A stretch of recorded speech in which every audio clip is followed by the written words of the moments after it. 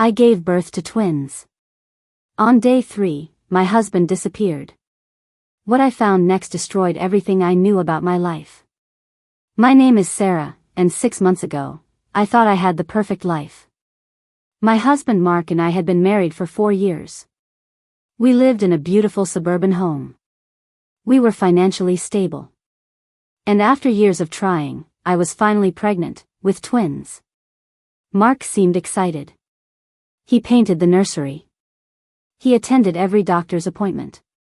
He held my hand through every ultrasound.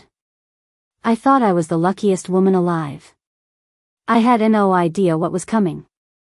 On October 15th, I went into labor. 18 hours later, our beautiful twins were born, a boy and a girl. Emma and Noah. Mark was there in the delivery room. He cut the umbilical cords. He cried tears of joy. He kissed my forehead and whispered, "You're amazing. I love you." That was the last normal moment of my life. Day 1, Mark stayed with me at the hospital. Helped with the babies. Brought me food. Everything seemed perfect. Day 2, he seemed distracted. Checked his phone constantly. Said he had work emergencies, but would be back soon. He left around 8 p.m. Came back at midnight. Day 3, October 18th. The day everything changed. Mark came to the hospital at 7 a.m. Kissed the babies. Kissed me. Said he needed to run home quickly to grab some things. He never came back. By 2 p.m., I started calling. No answer. By 6 p.m., I called his office. They said he'd taken the entire week off. He never told me that. By 10 p.m., I called his mother. She seemed confused but said she'd try to reach him. I was alone in that hospital room with 2 newborn babies. Exhausted. Confused. Terrified. The nurses kept asking, "Where's Dad?" I didn't know what to say. On day 4, I was discharged. Mark's brother had to drive me home because Mark was still gone. No calls. No texts. Nothing. When I got home, something felt wrong. The house looked normal, but Mark's clothes were still in the closet. His car was still in the garage. His wallet and keys were gone, but everything else was there. He didn't pack. He didn't plan to leave. So where was he? That night, unable to sleep, I started looking for answers. I checked his laptop. Password protected. Changed recently. I checked our bank account. $15,000 withdrawn. 2 days before I gave birth. My hands were shaking. What was happening? Then I remembered, we had a shared location app on our phones. From back when we first started dating. I opened it. His location was active. He was 45 minutes away. In a town called Riverside. A town he'd never mentioned. Not once in 4 years of marriage. The next morning, I asked Mark's brother to watch the twins. Told him I had a doctor's follow-up. I couldn't tell him the truth. Not yet. I drove to Riverside. Following the GPS location. My heart was pounding.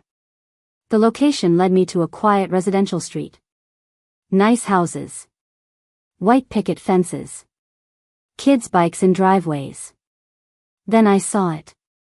Mark's truck. Parked in the driveway of a 2-story blue house. I parked across the street. Hands shaking. Mind racing. Maybe it's a friend's house. Maybe he's helping someone.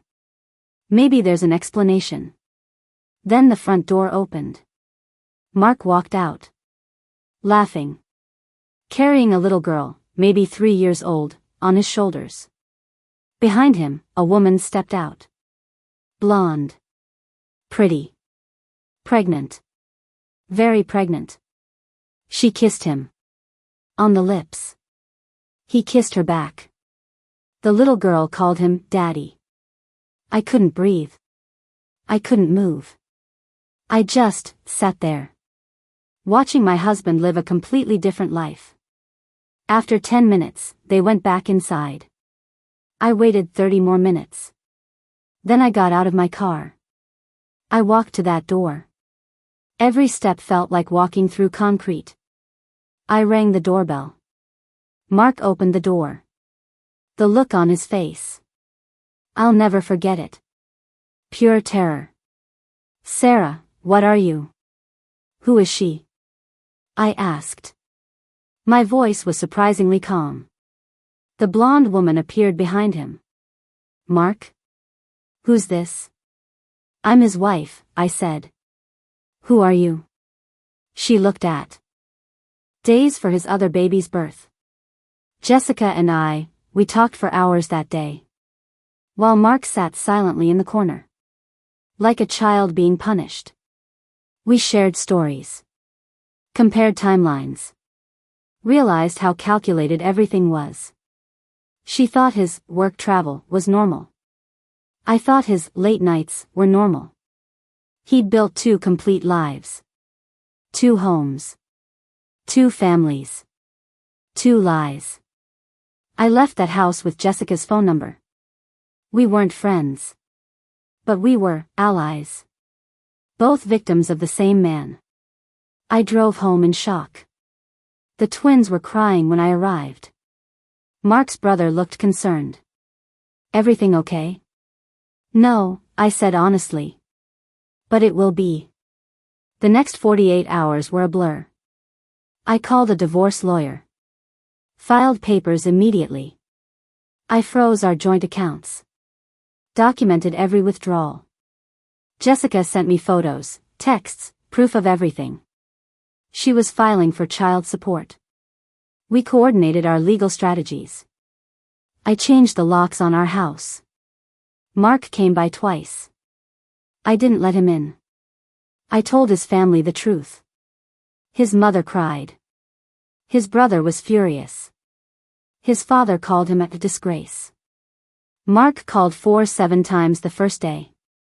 I didn't answer. Finally, I texted, "Talk to my lawyer."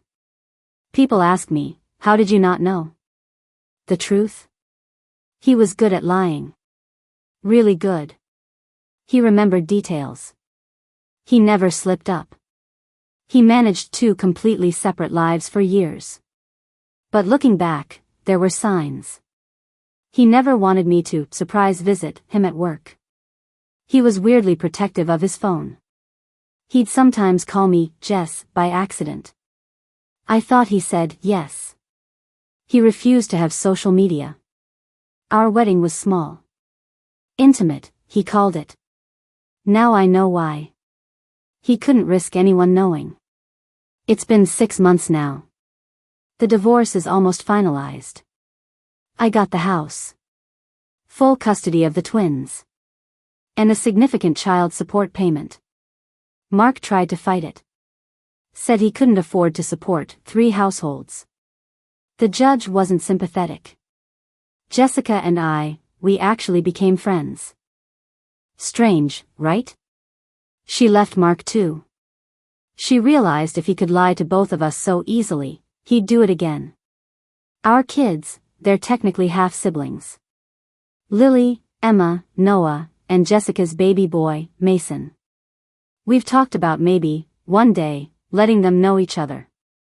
When they're older. When the hurt isn't so fresh. They didn't ask for this.